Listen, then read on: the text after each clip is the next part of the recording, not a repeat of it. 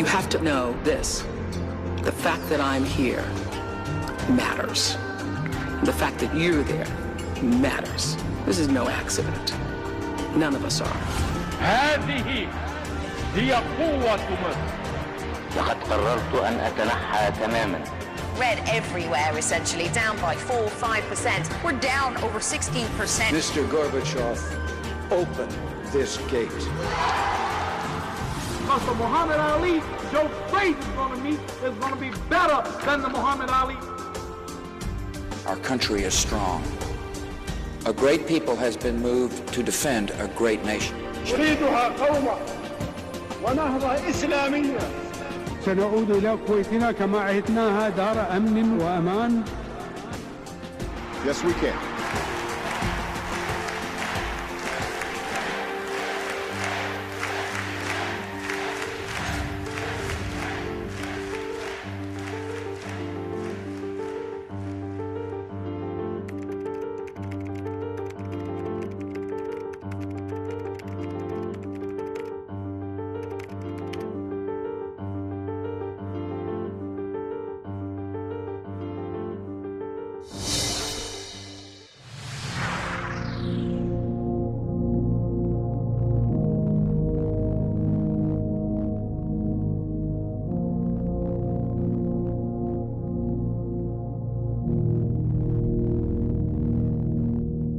لقاء استثنائي بكل ما تعنيه الكلمة من معنى.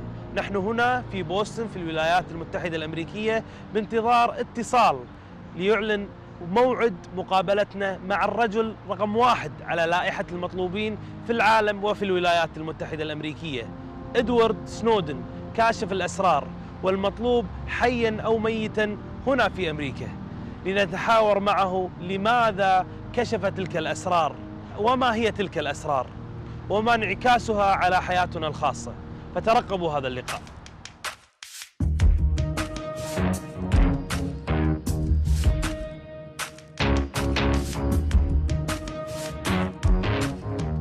لعل أخطر ما كشفه إدوارد سنودن لم يكن فقط المعلومات والوثائق السرية، ولكن أيضاً أخطر برامج التجسس التي استخدمتها أجهزة الاستخبارات الأمريكية، وهو برنامج بريزم المصنف سري للغاية، وتستخدمه وكالة الأمن القومي الأمريكية NSA منذ نحو 10 سنوات.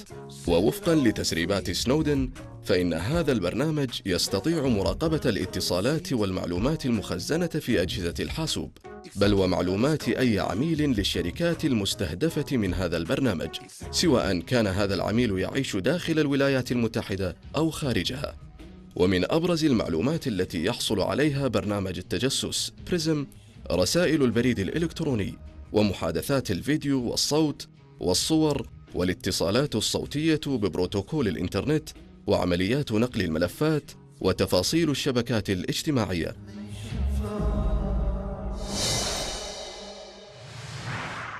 حصل إدوارد سنودن على أول وظيفة له في وكالة الأمن القومي، وكان يعمل في بداية الأمر حارساً للأمن لأحد المنشآت التابعة للوكالة.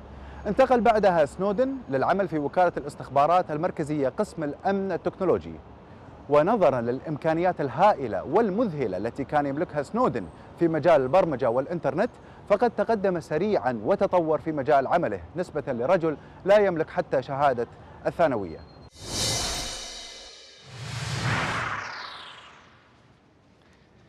Hello, Edward. Hello, Othman. How are you? I'm fine. How are you? It is a pleasure meeting you, and it's even amazing to meet you twice in 2 days following each other. Thank you for having this interview with us. It's an honor to be with you today, and I just want to say salam. Thank you. Edward. Let's come in. Edward, are you ready for the interview and talking to the Middle East and to the world? Yeah, I think this is going to be a new audience that we haven't really been able to have this conversation in a way that I've been able to participate yet. So this is new and it's exciting. I think it's something that people care about, and it's always nice to reach new parts. Edward, believe me that many people are waiting for this interview. Hopefully we'll get a lot out of you. And just put in mind that many people look towards you as a hero. We'll discuss that, but prepare yourself that many people, at least from my region, are waiting for this interview. Well, I hope I won't disappoint them. No, you wouldn't. You wouldn't, Edward. I'm sure you wouldn't.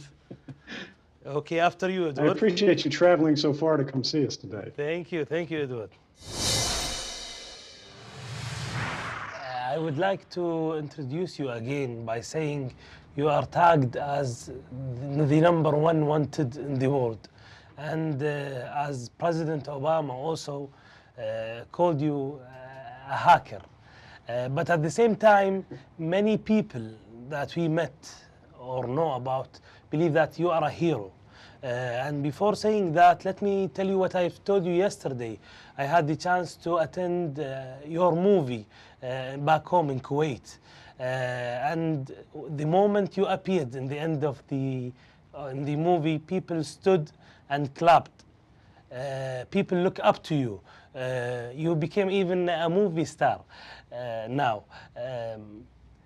Who did you look up to when you were a child? You know, I came from what I would call a federal family. My father worked for the military for 30 years. My grandfather did the same. He retired as an admiral. My mother worked for the federal courts, and she still does, which is an irony that's not lost on me. So I believed in my government, but I looked up to scientists and engineers really as the kind of people that inspired me. I wasn't particularly political. I was more interested in building better systems to make the world a better place. But it was natural for me to think that the way that I could do that, the way I could make people's lives better, is by going into the government. I didn't really question things. I never expected to be in the kind of situation that I am today, where people would be debating, what kind of person am I? And for me, it's not a very interesting question, because whether you think I'm the best person on earth or the worst, that matters much less than what we actually learned when I came forward and worked with these journalists. What we should really focus on at all times is the fact that there are no heroes. There are only heroic acts, right? And ultimately, we'll all be judged on the basis of the consequences of our decisions that we make during our lives. If, we take a position where we look to extraordinary figures, whether they're great heroes or they're great villains, we're accepting that there are special people. There are different people out there who can do great things, and they're not us. It creates a kind of paralysis where we sit around and we wait to be saved instead of helping ourselves. And I believe, I'm not a hero. I'm not a traitor. I'm just a citizen with a voice, and so are you. Edward, going back to those early days, and this is where I want to know and discover about Edward personally more.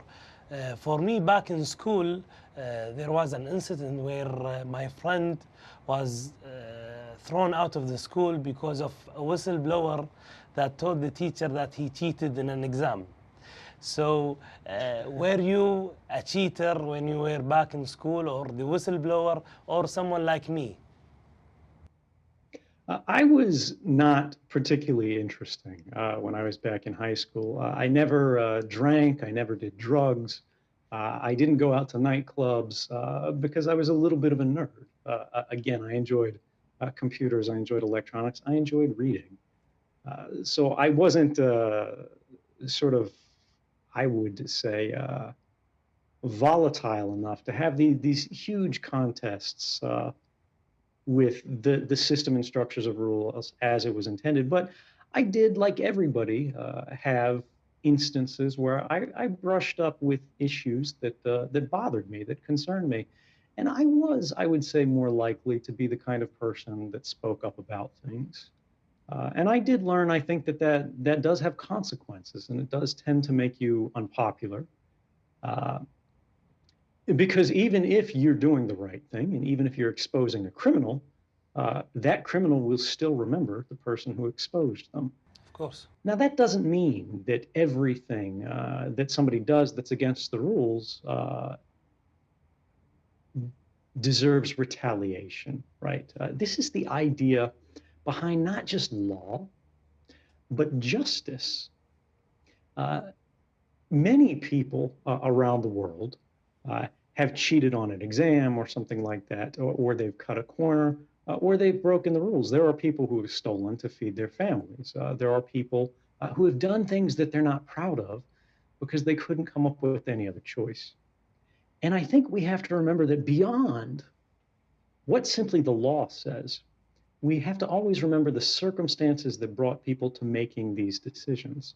Maybe they were trying to do the right thing. Maybe they made a mistake and did the wrong thing. And we have to recognize that there has to be room for compassion. There has to be room for understanding the different circumstances of people's lives.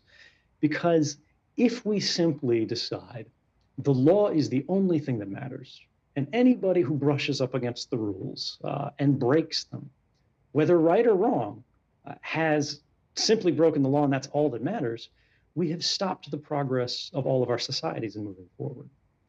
Now, this might sound a little bit abstract, but when you think about it, it becomes much more clear. When we think about the progress of human rights throughout history, people have often started movements for social justice, movements for progress that are against the law. Whether they're the prohibition of this substance or this practice or this religion, whether it's the way people live or the way they worship or the way they love one another. If we simply paralyze policy on the basis of this is the way things have always been, and we stop listening to people and why they want to live this way, why they want to make this choice, what we're making is a world that can't move forward. Maybe you think it's good enough. And for some people, that's all right. Some people, they can believe that, and we can all have different opinions about this. But we have to recognize that if we do that, we're shutting the door to all possible better futures. And if there is even the tiniest speck of injustice in the world today, when we close that door, we're accepting that. We're becoming a part of that injustice. We're defending injustice.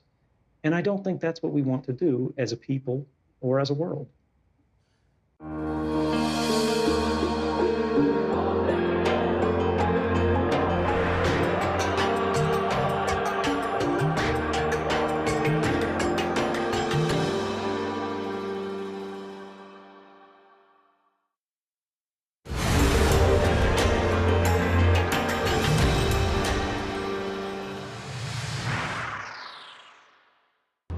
أخطر ما كشف سنودن ليست الوثائق والمعلومات السرية، بل كشفه عن أخطر برنامج تستخدمه وكالات الاستخبارات الأمريكية، وهو برنامج بريزم الذي تستخدمه وكالة الأمن القومي منذ 10 سنوات.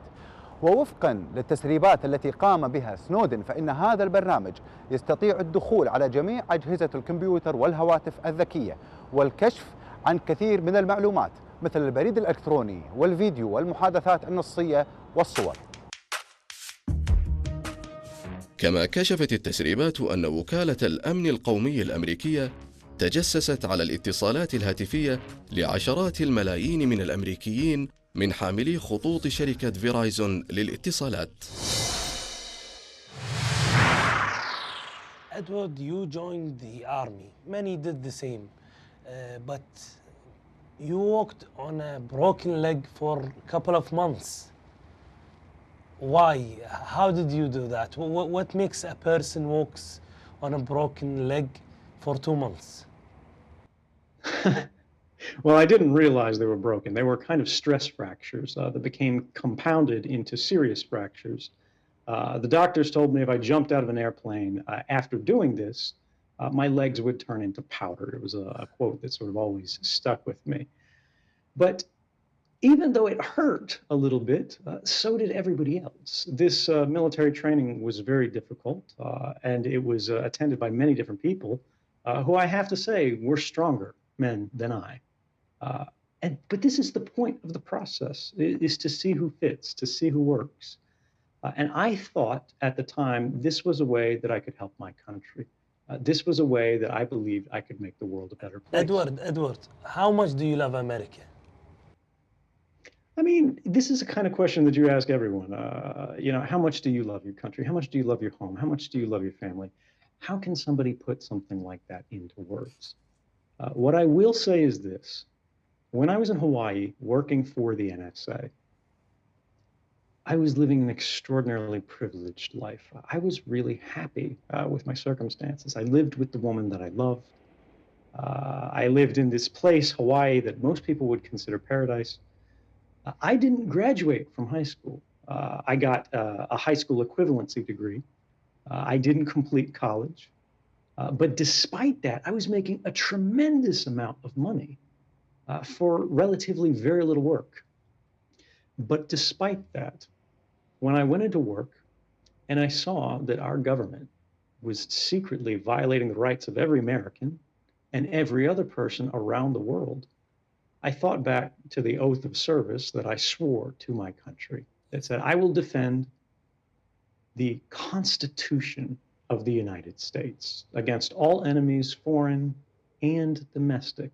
Now, this is important because it's an oath not to defend the government, not to defend the president, not to defend any agency or political official, but the Constitution, the framework of values upon which our government was founded.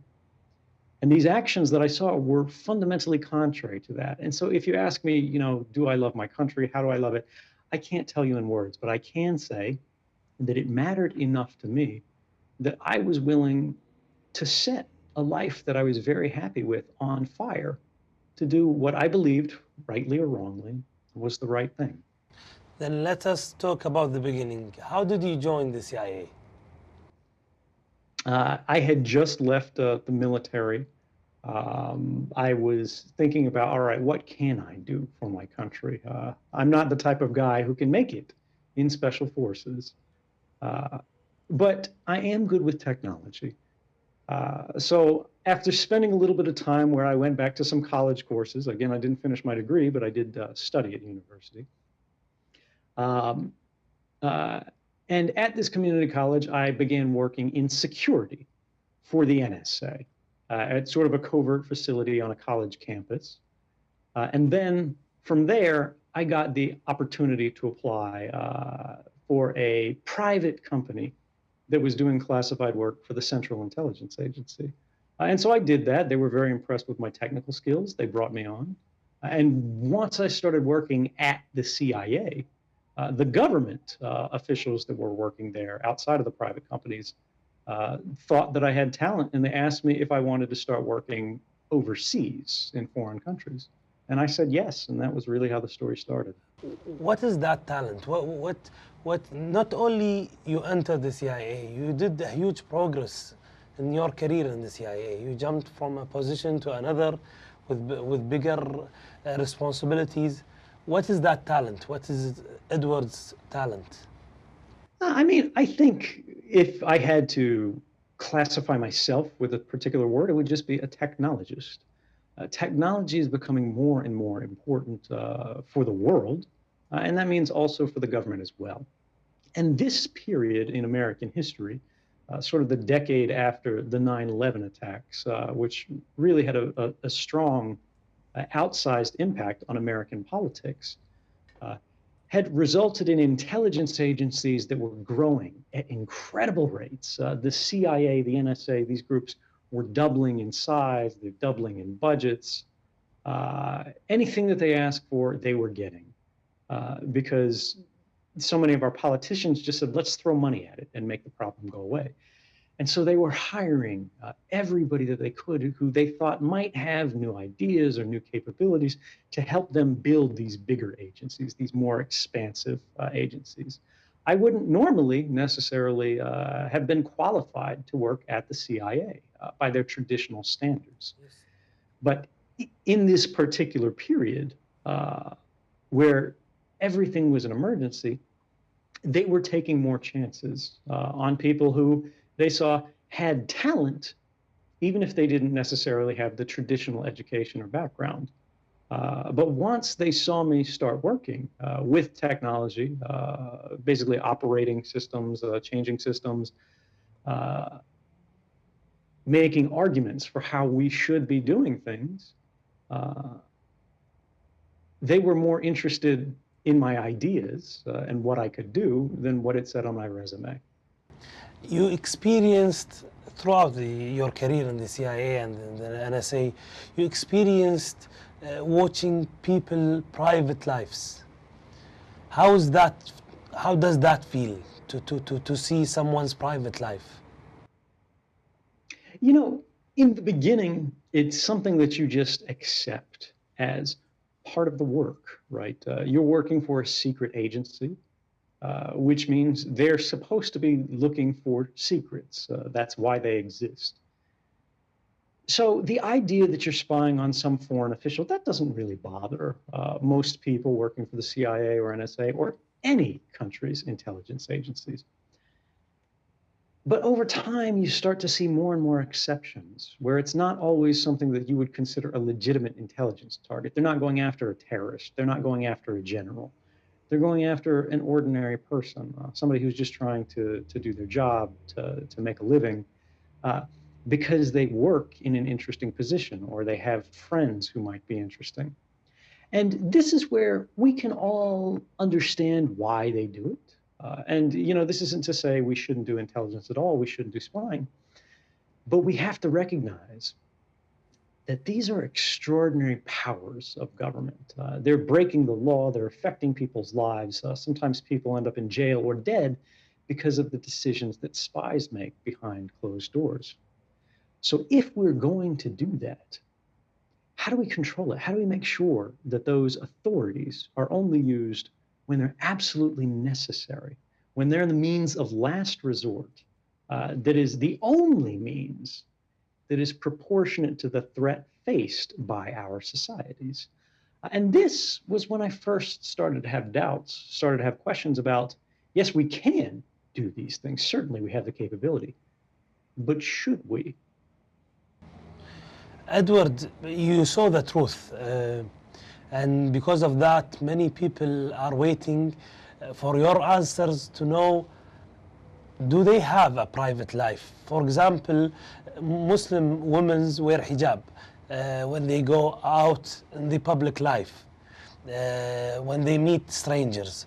And then when they go back home to their private zone, they take out the hijab. Asking you, Edward, is it not safe anymore to take hijab inside people's houses? Well, I can't say that I'm an expert on, the cultural practices of when it's appropriate to wear a hijab. But I can say this, whether it's a Muslim woman, whether it's an American man, or anybody else, we have our phones with us. Everywhere we go throughout our lives today, they have an extraordinary range of sensors that are attached to them. They have accelerometers that tell how fast the device is moving, which if it's in your pocket means how fast you're moving. They have altimeters, barometers that can tell how high you are. They have GPS sensors that show where you're at in the world. They have these different radios that communicate on cellular networks or the wireless access point for the internet in your home. And all of these things mean that your phone knows where you're at all times. Now, it wasn't intended for this to be a dangerous practice. Technologically, when we think about how the phone system works, the idea is that when these protocols, these methods of operation for the phone network, for the internet, were designed, they were designed decades ago in the 60s and 70s and 80s before we understood this paradigm of surveillance. So they went for the easiest option, which meant, well, if the phone company knows where you're at all times, they know where your phone is at all times, they can make sure that when somebody dials a phone number, only your phone rings, not every other phone in the world, because otherwise all our phones would be ringing all the time, right? But the downside of this is now, when it's very easy to store this information, to collect this information, it's practically free. They can store decades of all of your history, of all your movements, everyone that you ever sent a message to, what was in that message, when you sent it, where you were at when you sent it. It turns out that they have perfect records of private lives. things that we don't necessarily understand and certainly didn't agree to in the bargain. And what happens when we start talking about the vulnerabilities in computer security, where the camera on your phone can increasingly be hacked when your phone is hacked? It can be turned on remotely. The microphone can be turned on when the phone is right on the nightstand table beside the bed of a husband and wife. We are increasingly, as individuals, visible to outside groups, whether they're criminal groups, whether they're terrorists, whether they're corporations that are simply looking for profit, or whether they're governments looking to shape the world.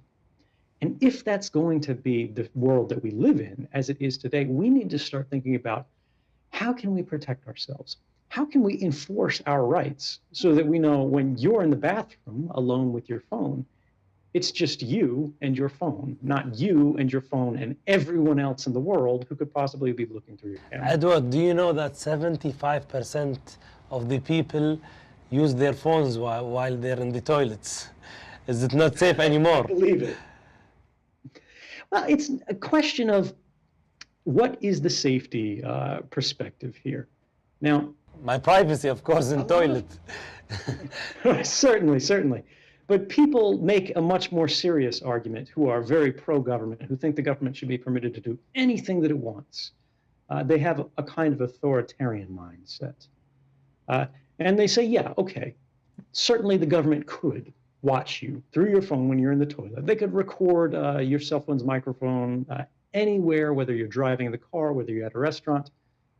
But why are you worried about that? You're not that interesting. Sure, they can, but they probably won't.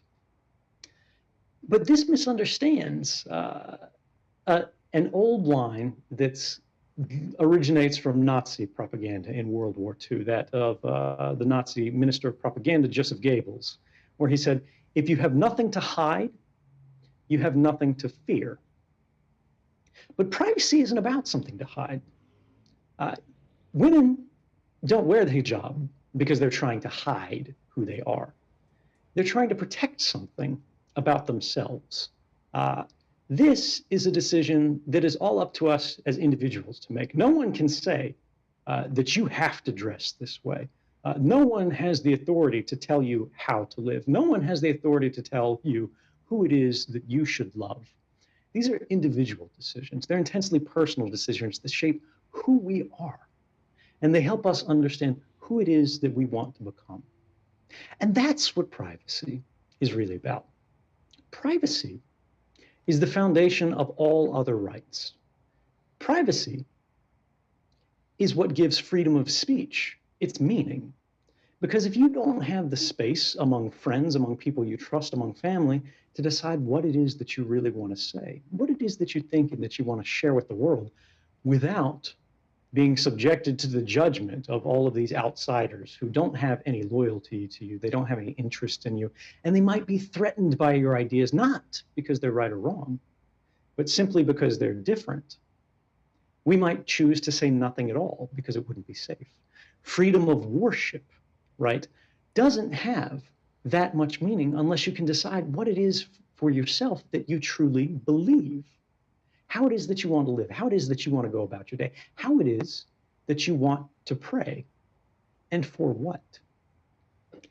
Privacy, ultimately, if we're going to describe it for everybody, privacy is the right to a free mind. Privacy is the right to the self. Privacy is the right to be you.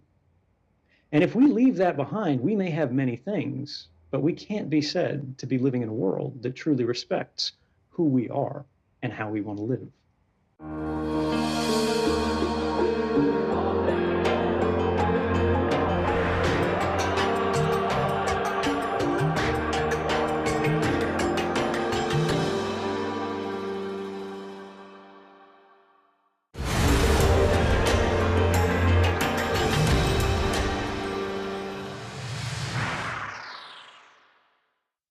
أثارت تسريبات إدوارد سنودن حالة من الصراع الدولي، وقد اعتبرها البعض سبباً في عودة الحرب الباردة بين الولايات المتحدة الأمريكية وروسيا، ووضعت الإدارة الأمريكية بحرج كبير مع حلفائها الأوروبيين. أما على الصعيد الداخلي فقد وضعت تسريبات سنودن الرئيس أوباما على مرمى نيران الحزب الجمهوري الذي اعتبره رئيس غير كفء في إدارة سياسات البلاد. وتسببت مطاردات الولايات المتحدة لسنودن في واقعة كادت توتر العلاقات بين بوليفيا وعدد من الدول الأوروبية، عندما كان الرئيس البوليفي إيفو موراليس يحضر مؤتمراً للدول المصدرة للغاز في روسيا، وهناك بدا ميالاً إلى منح سنودن اللجوء في بلاده. ونظراً لشكوك غربية في وجود سنودن على متن طائرة الرئيس البوليفي، رفضت فرنسا وإسبانيا والبرتغال وإيطاليا مرور طائرة الرئيس البوليفي بمجالها الجوي، وهبطت الطائرة في النمسا، وترددت تقارير حول تفتيش الطائرة في مطار فيينا الدولي، والتي ثبت أن سنودن لم يكن على متنها. Edward, you proved that you are a great example of protecting a secret.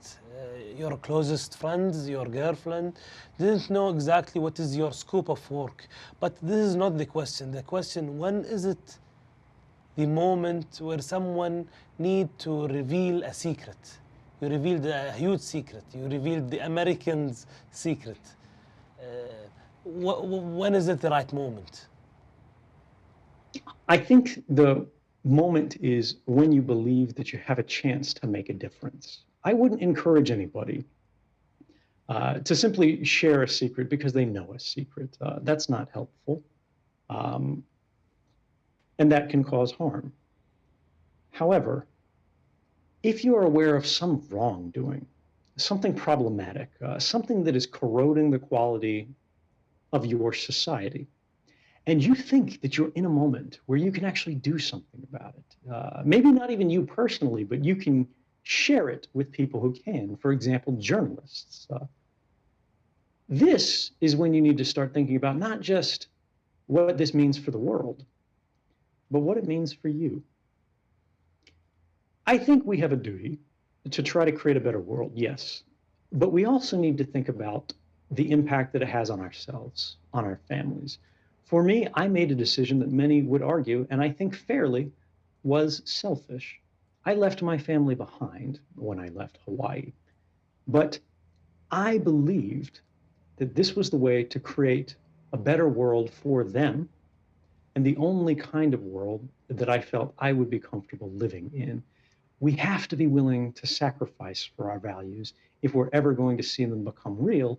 And I think that's what helps us figure out what that moment is when we not only recognize that we have the potential to act, but we have a duty to act. You said that revealing a secret sometimes becomes harmful.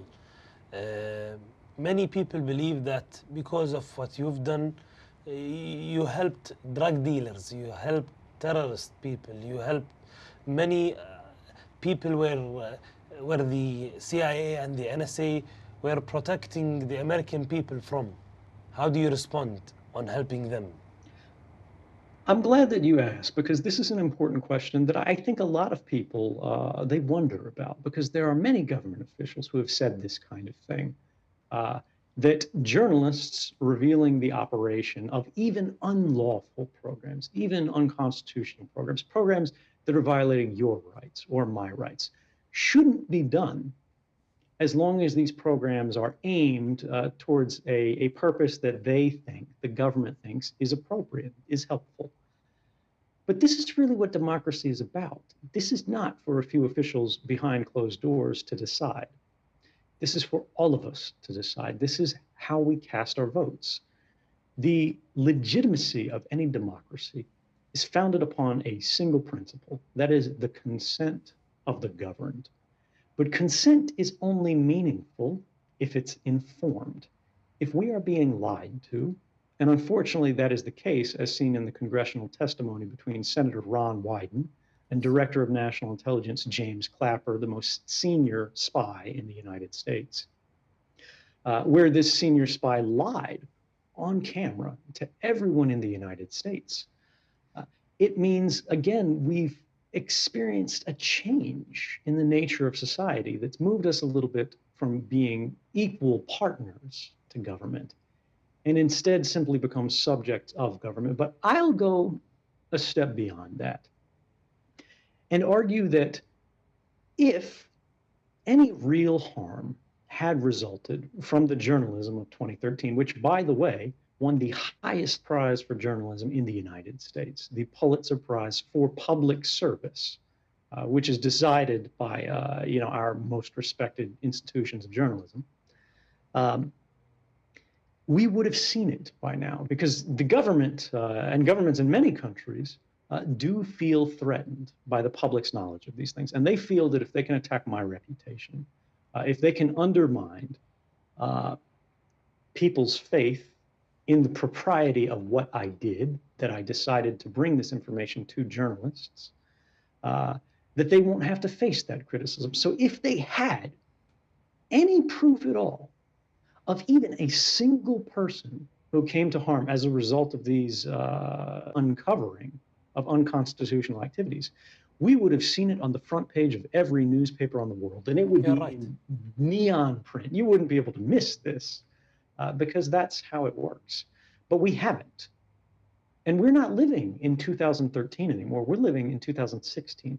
If more than 3 years have passed and no government anywhere can show a single person who's come to harm as a result of this reporting, why should we believe it without any evidence?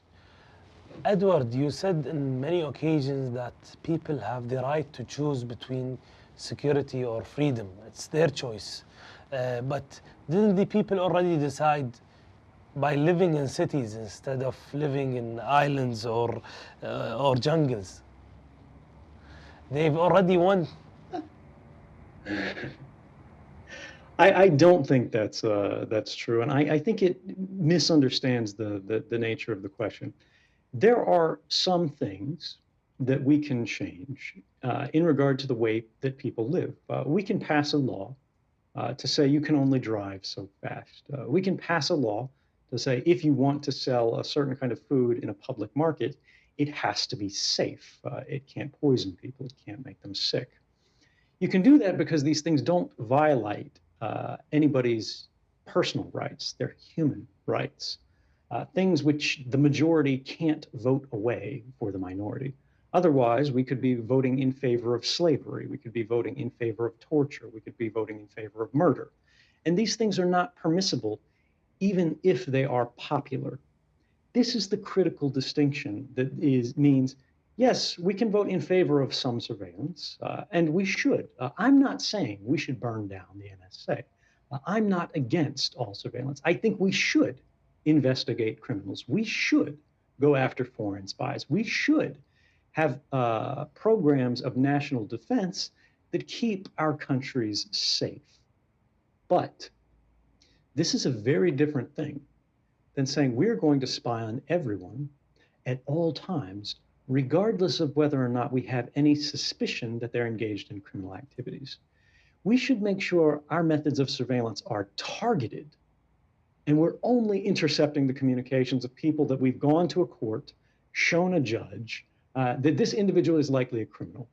We think they are a terrorist. We think they are a murderer. We think they're a thief. Not to say, well, we will go to a judge and say, we think it would be helpful if we monitor everyone in society, including your grandmother, including your nephew, simply because someday they might say something that would be interesting to us.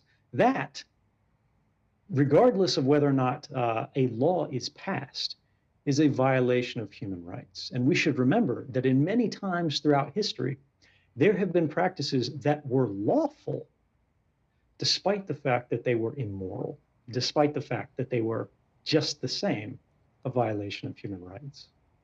Going back to your journey, the moment where you landed in Russia, in Moscow, in the airport, you spent more than a month there in the airport because you wanted to give the people something.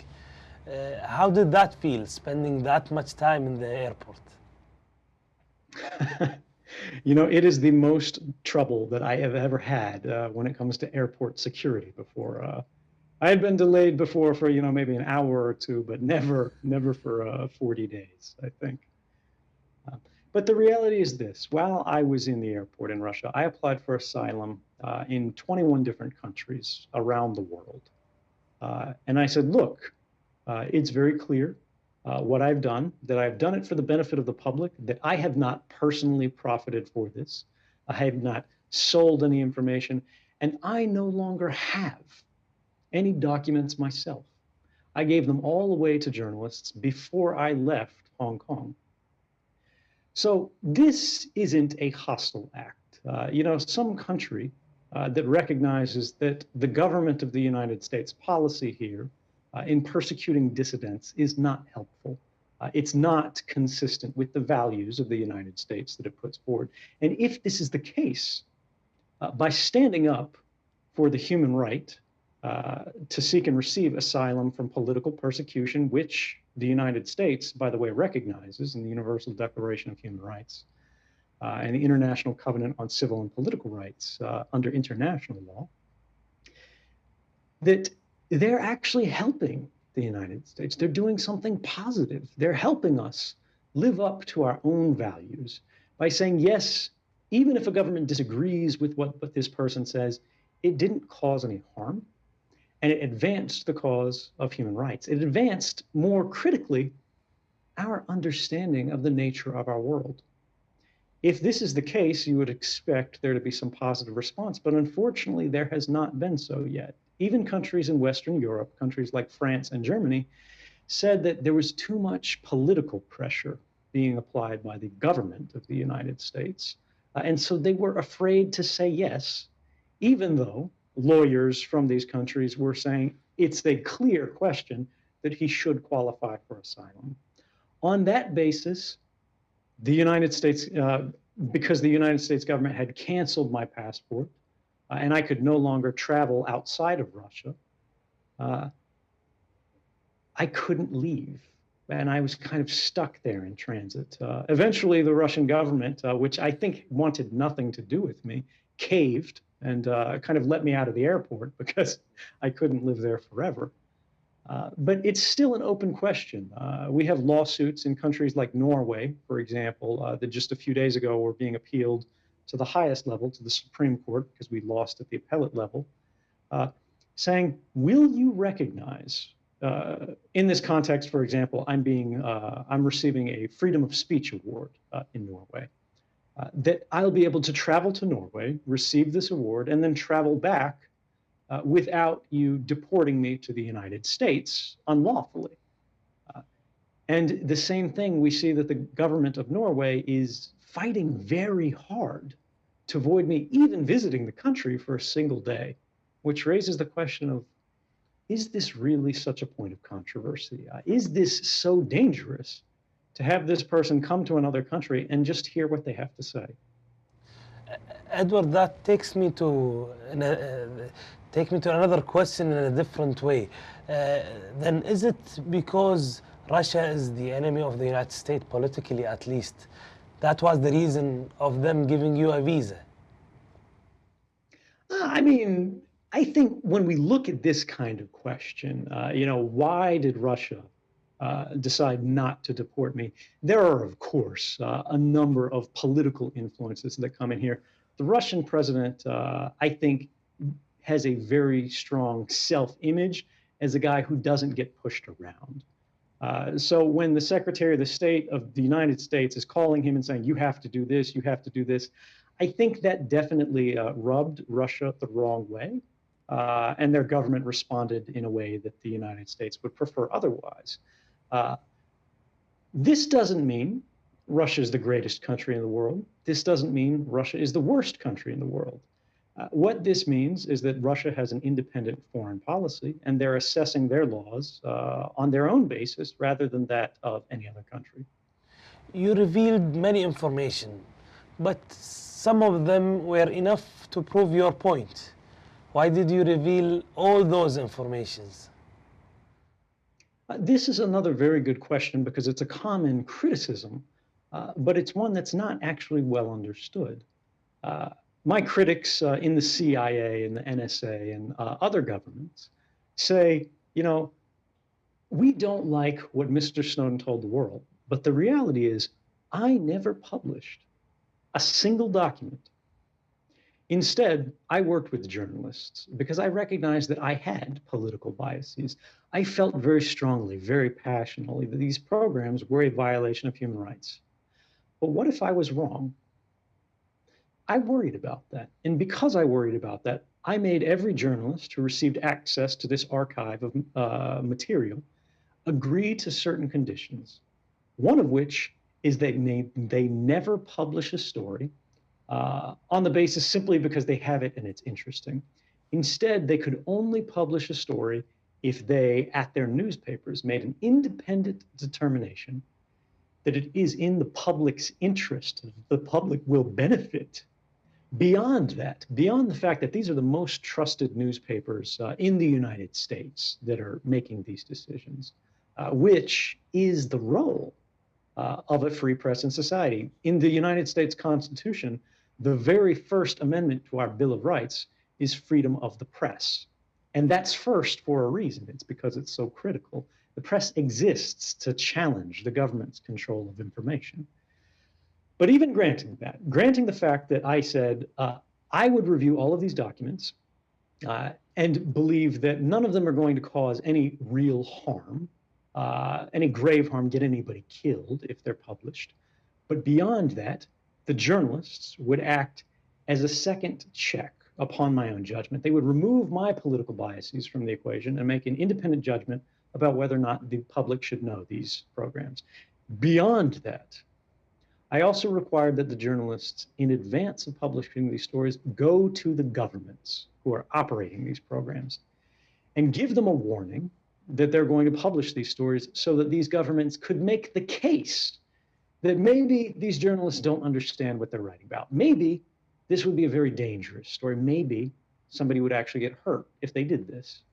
And in all cases, that process was followed. And that is why now, 3 years later, after these stories have been published so carefully, so selectively, that no one has come to harm as a result. It wasn't just my decision for what stories came out to the public.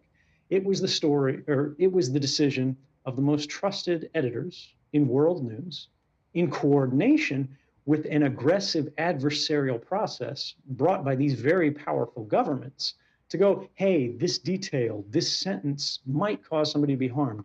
You should change that. Now, that's not to say governments had a veto. They don't tell the journalists what they can and can't print. But we did want to have some mechanism for the government to at least be able to make their case about why we, the newspapers, the journalists, and the world should listen to what they're telling us. But they had to prove it.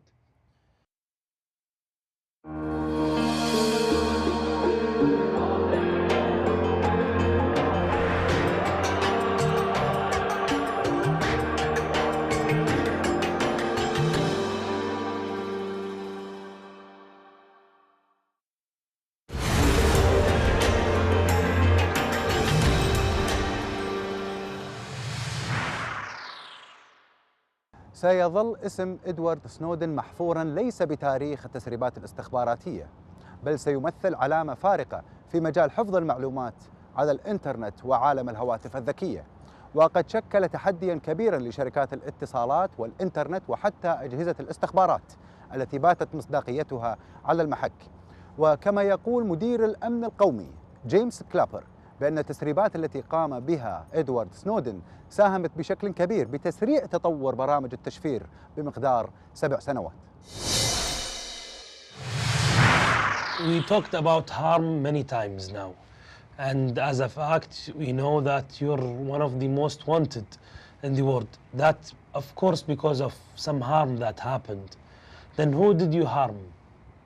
I think this is a misconception, actually. The idea that I'm wanted because I caused harm fails to understand the charges that are brought against me.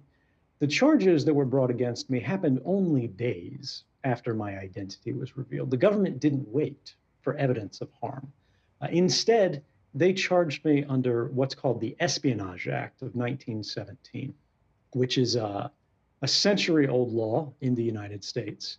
That was crafted in a time where the government was trying to create mechanisms for suppressing dissent against the wars that they were engaged in.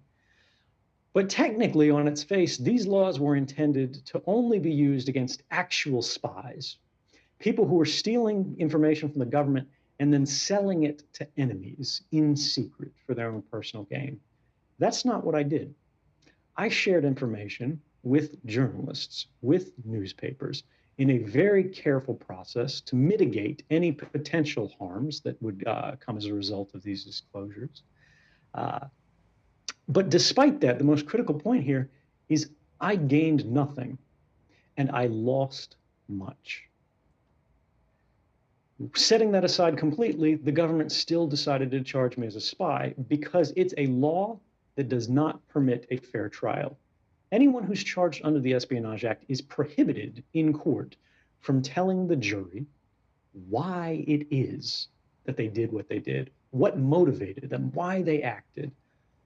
And this is the basis of any fair trial. If you can't mount a defense, if you can't explain why you did what you did, that's not a real court. That's not a fair trial. That's a rubber stamp to be used against enemies of a policy, of a program, of a government. You say that you lost a lot, you gained nothing. Then anyone seeing this interview, why would he do what you've done? There are some things that matter more than the benefits that you gain from the action. If you believe in something, whether it's an idea, whether it's a person that you love, you're willing to sacrifice a lot to see that idea thrive, to see that passion of yours succeed. For me, that's what the future of the internet means to me. That's what our right to be alone, to be safe in our conversations among friends, among trusted peers, between husband and wife, between father and daughter, between mother and son. If we lose that, we may live very comfortable lives. We may have, endless different types of food. We may have all the energy we need. We may have fancy cars. We may have expensive apartments. And for many people, that might be enough. But for me, I believe in more. I believe that it's not just enough to have a prosperous world. We also have to have a free one. In the movie, your movie, it shows that you faced problems sleeping when in the days of the CIA or the NSA. How is your sleeping now? Do you face problem before sleeping? You know, it's interesting because you would think after this huge international manhunt, after being sort of chased all around the world, after being trapped in an airport, and being hunted by the CIA. I mean, we've had former CIA directors say they want to see me hanged, or they want to see a drone strike come against me, that you would sleep with one eye open. But, in fact, I've found that that's not the case. The beautiful thing is that I can be happy with the decisions that I've made. So even if I get hit by a bus tomorrow, even if something falls out of the sky and destroys me, I'm fulfilled. I'm satisfied. And I can be proud of the life that I've lived. For me, that's enough. And it means I sleep better now than I have ever before. Edward, talking about your messages, your Twitter account, you're following only one account, which is the CIA's account or the NSA account. Why is that? Yeah, it's the NSA's account, and I'm following the NSA because it sends a message that yes, there are many people out in the world, fascinating people, interesting people who I want to hear from. And if you watch my Twitter account, you'll see that I do engage with them regularly. I want to be a part of this larger global conversation. We all do. It's human. But for me, there's a political point that needs to be made, and that's that there are certain institutions, certain organizations in our society that wield so much power that they need to be watched more carefully than others. And for me, that's the NSA. Do they follow you back on Twitter? I don't think they follow me on Twitter, but they do follow me in real life. Do you think they're watching now? Yeah, they're probably getting a copy of this video before the audience does. Edward, now how are you living? You said multiple times that you're walking in the streets in Russia, you're using the subway, you're attending cinema. I find it hard to believe that you're living a normal life there in Russia. You know, a beautiful thing is because I'm not that famous and I'm not that interesting, that I can live a pretty normal life. But let's be clear, you know, I'm not going out in nightclubs and dancing every night. You know, I'm not doing anything crazy or risky because that's just not the way that I've ever lived. I'm kind of a boring person. I normally describe myself as kind of an indoor cat. You know, as long as I have people that I care about, as long as I have access to that broader conversation, which to me is the internet. It's the window to the world. It's a way of connecting to every human heart, regardless of their location, regardless of their language. We can be a part of something more. That's all I want. And so, yeah, I may not be out skateboarding in Red Square, but yeah, I can go out and grocery shop and ride the metro and, you know, go out to dinner and nobody really recognizes me. Edward, now, for example, this interview didn't happen face to face. Would that be in the future, that you'll be meeting people in TV? Do you think that that day is coming where you be interviewed at least live, face to face? I do. I've had a few live interviews. They're a little bit difficult to coordinate, but we are seeing with each passing year that I'm living a more open and more free life. You know, the hunt against me is losing support with every day that goes by. Whereas people's recognition that no real harm, no real damage came as a result of this journalism because it was so careful. And the topics, the mass surveillance of so many millions of innocents around the world, entire nations were placed under surveillance. That people start to question, well, look, regardless of whether you like Edward Snowden, regardless of whether you think he's a good guy or a bad guy, that's not the question. The real question is, would you rather not know the truth? Edward, I have a present for you from back home, from Kuwait. It is there, and I know that it's hard to give you, but this is the gift. Do you think that one day that we'll meet face to face so I can give you this? That is beautiful, and I would love to. I would love to see you in person, face to face, and next time in Kuwait. Wow, so you promise me when you have the chance you'll visit Kuwait? Absolutely. When I can travel freely, I'll come to see you. Okay, and what do you see as a last thing for Kuwait people or the Middle East? I would say to everyone out there, don't believe what I say. Don't take it as gospel, but don't do it for anyone else either. We should question everything and we should demand evidence. Don't think about what I say here tonight as something that's absolutely reliable. Instead, challenge it. Look up the facts, look to the source materials, look to the actual journalism, look to the original reporting that's been going on from 2013 and continues to today, because the facts matter, the truth matters, and that is the thing that gives you the power to understand the world, and once you understand it, change it. Believe in something, care about something, but ultimately, you have to find enough to actually stand for something if you're going to make a difference. Good luck, and stay free. Edward, thank you. It's not only me saying thank you, it's the people that clapped by the end of the movie that I've told you, tell you thank you. The whole world tell you thank you, and see you soon, hopefully.